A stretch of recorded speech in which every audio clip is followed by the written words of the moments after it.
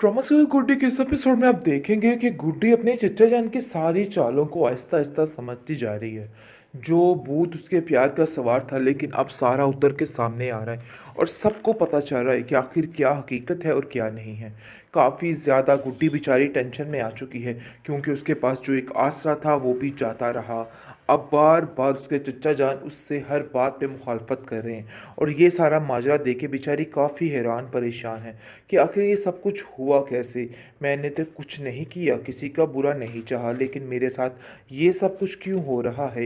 लेकिन बेचारी खामोशी का दामन नहीं छोड़ रही है, और फिर भी सब्र के साथ हर चीज़ को बर्दाश्त पे बर्दाश्त किए जा रही है। लेकिन ये बर्दाश्त करना उसके लिए ज़्यादा देर तक मुफीद साबित नहीं रहेगा, क्योंकि हमज़ा उसको समझाने की कोशिश कर रहा है और कहता है कि देखो, अब तुम्हें सब कुछ बोलना होगा और उगल के सब कुछ सामने लेके आना होगा। इन लोगों की हकीकत को बताना होगा, वरना ऐसे तुम्हारे लिए बहुत ज़्यादा मसला बन सकता है। जिस पर वो खामोश हो सकती है और कहती है कि मुझे खुद समझ नहीं आ रही कि आखिर मैं क्या करूं। ये सारी बातें मेरी समझ के बाहर हो चुकी हैं। बहुत परेशान है बेचारी, और कुछ समझ नहीं पा रही है कि इन लोगों को किस तरीके से वो हैंडल करे। इसलिए वो कहती है कि हमजा, मुझे तो ऐसा लगता है कि मेरा तो यहाँ पे रहना ही जुल्म है।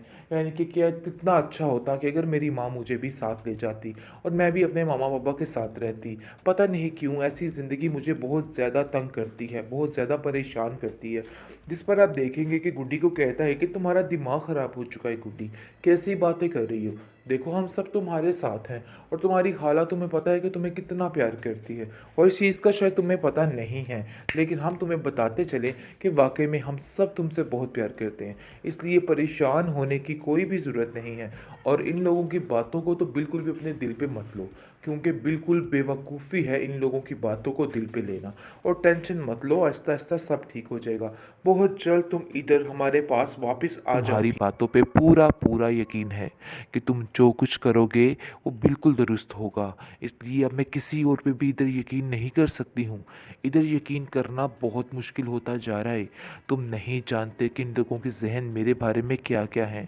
मैंने तो ऐसी ऐसी बातें सुनी हैं जिसकी वजह से मेरा दिल कट के रह गया है, और मुझे समझ नहीं आ रही कि आखिर मैं क्या करूँ। इसलिए मेरे पास आखिरी हरबा यही है कि मैं वहाँ से वापस आ जाऊँ। इसके अलावा और कोई भी चारा नज़र नहीं आ रहा है, क्योंकि ये लोग बहुत ही जालिम किस्म के लोग हैं। ये गुड्डी और स्वीटी हमारी ज़िंदगी से हमेशा हमेशा के लिए निकल जाएंगे। इसलिए तुम्हें परेशान नहीं होना है, बल्कि हिम्मत रखो, देख लेना सब कुछ ठीक हो जाएगा। उसको बहुत ज़्यादा तसल्ली देता हुआ नज़र आ रहा है, और कहता है कि फ़िक्र मत करना, मैंने जिस दौलत के लिए अपनी सारी ज़िंदगी दांव पर लगा दी, मैं उसको इतनी जल्दी इतनी आसानी के साथ अपने हाथों से नहीं जाने दूंगा। ये मेरा तुमसे वादा है। आगे से शाजी कहती है कि भाई ऐसे ना हो कि आपके वादे के चक्कर में हमारी जान ही चली जाए। इस स्वीटी को तो ठिकाने लगाएं पहले, मुझे तो कुछ समझ नहीं आ रही कि मैं क्या करूं। जिस पर फिर उसका वहम देकर उसको साइड पे कर देता है, और कहता है कि नहीं, आप लोगों के वहमो गुमान पे सिर्फ और सिर्फ स्वीटी सवार हो चुकी है, इसके अलावा और कुछ भी नहीं है। तुम लोगों को कुछ नज़र ही नहीं आता स्वीटी के बगैर, इसलिए ये बातें सोचने का कोई फ़ायदा नहीं है। शाजिया समझ चुकी है कि यहाँ पे कोई दाल नहीं गलनी है। खैर, अब देखेंगे कि वो अब डबल ट्रिपल से भी पहले से भी ज़्यादा गुड्डी के पीछे हाथ धो के पड़ जाती है, और कहती है कि तुम्हारी तो इन 2 दिनों में पर ही निकल आई। ऐसा लगता है कि जैसे सदियों से बड़ी ऐशो-इशरत की ज़िंदगी गुजार रही हो।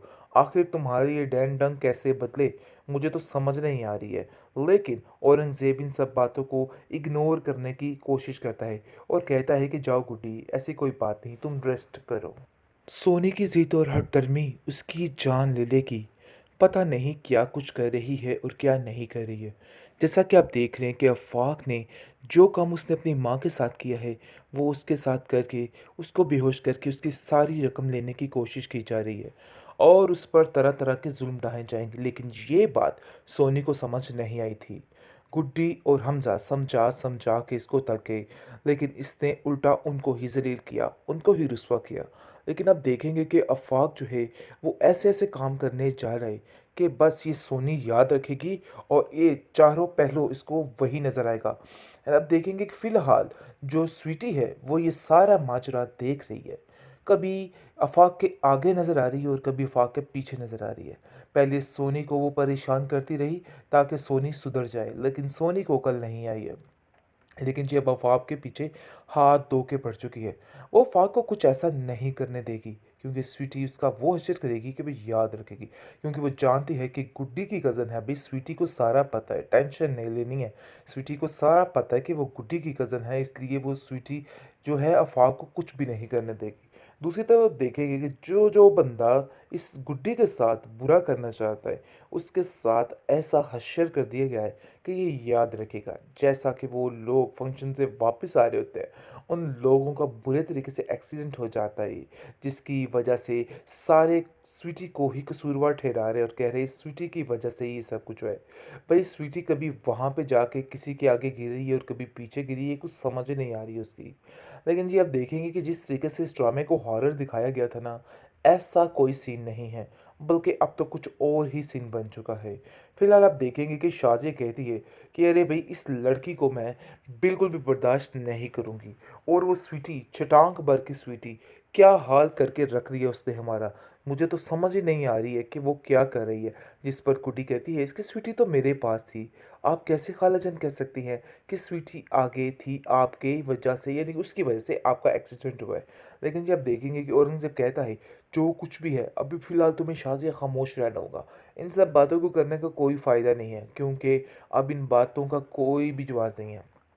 क्योंकि वो तो गुड्डी का काम ख़त्म करना चाहता है। इसलिए उसके लिए दिन-रात मेहनत कर रहा है और दिन-रात एक कर रहा है और शाहज़ाद को यकीन दिलाता है, कहता है कि बस कुछ देर और ये सब कुछ बर्दाश्त कर लो। देख लेना कि तुम्हारी ज़िंदगी में कितना सुकून हो जाएगा और ये गुड्डी और स्वीटी हमारी ज़िंदगी से हमेशा-हमेशा के लिए निकल जाएँगे। इसलिए तुम्हें परेशान नहीं होना है, बल्कि हिम्मत रखो, देख लेना सब कुछ ठीक हो जाएगा। उसको बहुत ज़्यादा तसल्ली देता हुआ नज़र आ रहा है और कहता है कि फ़िक्र मत करना, मैंने जिस दौलत के लिए अपनी सारी ज़िंदगी दाँव पर लगा दी, मैं उसको इतनी जल्दी, इतनी आसानी के साथ अपने हाथों से नहीं जाने दूँगा। ये मेरा तुमसे वादा है। आगे से शाज़ी कहती है कि भई ऐसे ना हो कि आपके वादे के चक्कर में हमारी जान ही चली जाए। इस स्वीटी को तो ठिकाने लगाएँ पहले, मुझे तो कुछ समझ नहीं आ रही कि मैं क्या करूँ? जिस पर फिर उसका वहम देकर उसको साइड पे कर देता है और कहता है कि नहीं, आप लोगों के वहमो-गुमान पे सिर्फ़ और सिर्फ़ स्वीटी सवार हो चुकी है। इसके अलावा और कुछ भी नहीं है। तुम लोगों को कुछ नज़र ही नहीं आता स्वीटी के बगैर, इसलिए ये बातें सोचने का कोई फ़ायदा नहीं है। शाज़िया समझ चुकी है कि यहाँ पे कोई दाल नहीं गलनी है। ख़ैर आप देखेंगे कि वो अब डबल ट्रिपल से भी पहले से भी ज़्यादा गुड्डी के पीछे हाथ धो के पड़ जाती है और कहती है कि तुम्हारी तो इन 2 दिनों में पर ही निकल आई। ऐसा लगता है कि जैसे सदियों से बड़ी ऐशो-इशरत की ज़िंदगी गुज़ार रही हो। आखिर तुम्हारे ये डैन-डंक कैसे बदले, मुझे तो समझ नहीं आ रही है। लेकिन औरंगज़ेब इन सब बातों को इग्नोर